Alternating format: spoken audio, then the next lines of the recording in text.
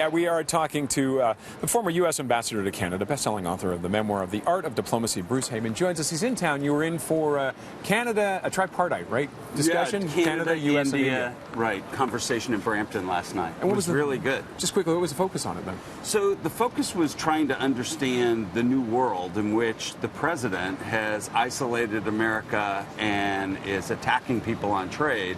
How do we operate in that new world between Canada, India, and the U.S., or any other country for that matter? And it's not an easy path going forward. It's very different than what people have been used to since post-World War II era. Do you feel he is disrupting it that much? Oh, yes.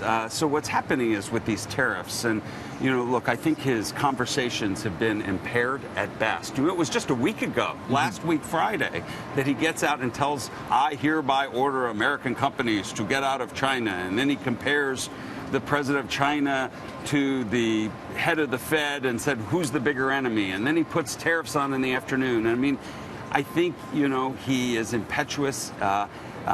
General Mattis called it limited cognitive ability in his interactions. Which is quite a statement to me. Yeah, I think that is. But so world leaders have to understand how to operate with this president. You saw it in the G7.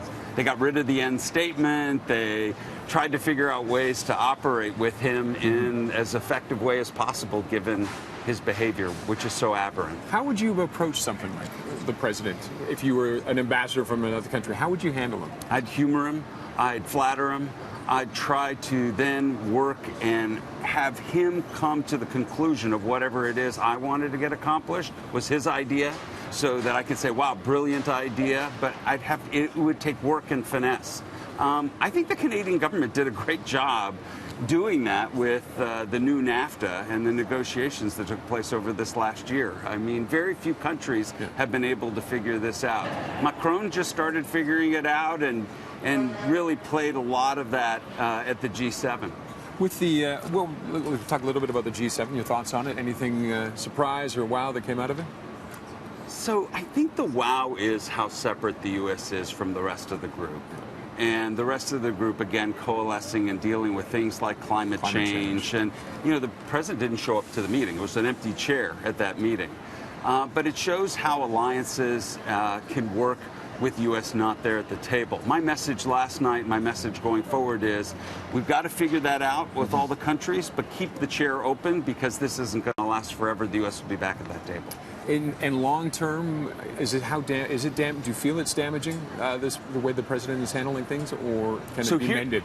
So here's the damage that's taking place right now. Businesses around the world are having a difficult time figuring out where to make that next investment, because he says, I threaten Canada and steel aluminum tariffs. I may do your autos. And then he threatens Mexico. If you don't fix the border, I'm going to tariff you. And he's threatening Europe, and he's threatening China.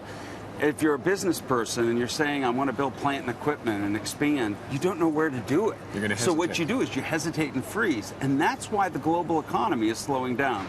The thing that's still working is the U.S. consumer is still spending money at home.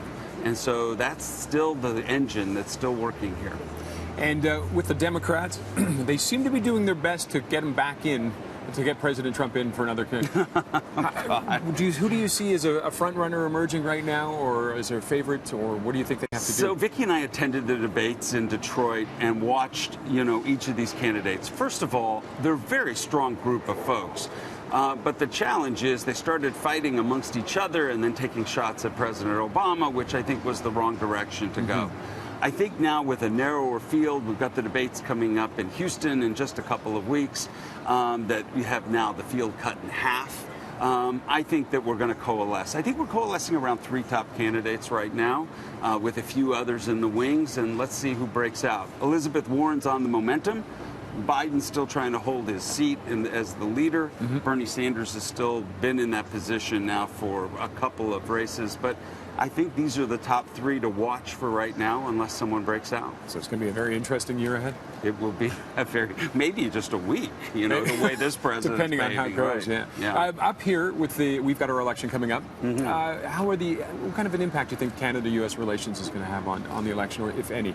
I hope none. I actually believe, and I've said this before, regardless of who occupies 24 Sussex when you move back in and the Oval Office, that this should rise above party. That the U.S.-Canada relationship is so important. Canada is our best friend, our best ally, our neighbor, our best trading partner. We share this beautiful continent together, that we have to protect this relationship at every twist and turn, and it shouldn't rely on who's occupying either office on either country. Okay, Bruce, thank you very much for joining us. Always a pleasure good to be here. Former Thanks. U.S. Ambassador to Canada, Bruce Heyman. We appreciate it. Art of Diplomacy available everywhere, right? Everywhere. All right, perfect. Let's Okay. head over to Natasha for the weather. Nat.